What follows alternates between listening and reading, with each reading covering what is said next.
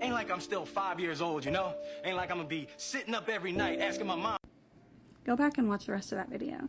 Now, that clip is obviously from The Fresh Prince of Bel-Air, where his father did abandon him. And she's talking about how that's how she used to feel. That's what she was, you know, made to believe her entire life. And then now as an adult, later on, she finds out that she was alienated from her father, that he was pushed out of her life, him and his family, and that he didn't get a choice or say in the matter.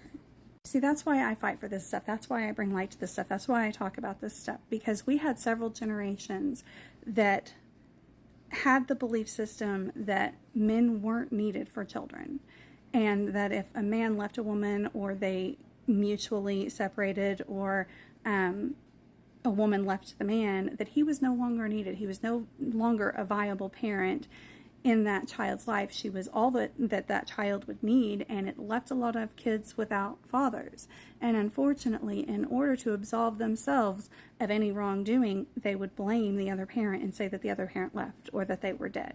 In a lot of cases, men didn't know that they had children because they weren't married or together, and when she did get pregnant. So they were never notified that they had a child, and she would just say, I don't know who your father is, when they did, but it was just easier to say that.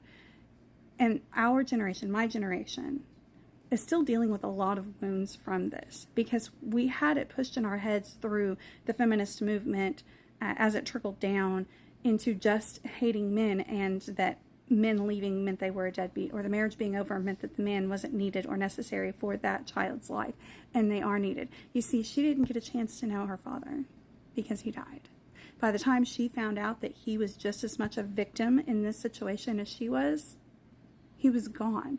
And this happens far too often when children decide to reach out to other family members, or other family members reach out to them, and they discover they weren't abandoned. Their father was pushed out of their lives. And it can happen both ways. It's happened the other way around as well, as where a woman is pushed out of the child's life. I'm a victim of that myself. My husband was a victim of being pushed out of our youngest son's life until we got custody of him 10 plus years ago. So this is something that is very detrimental. You see how it affects her, and how it affected her family, and how it has made her feel like she was less than. And when you're an adult trying to figure out and process the emotions that you've had your entire life in a different way, and when you don't have the person there anymore, we've got to stop this. Our kids deserve better.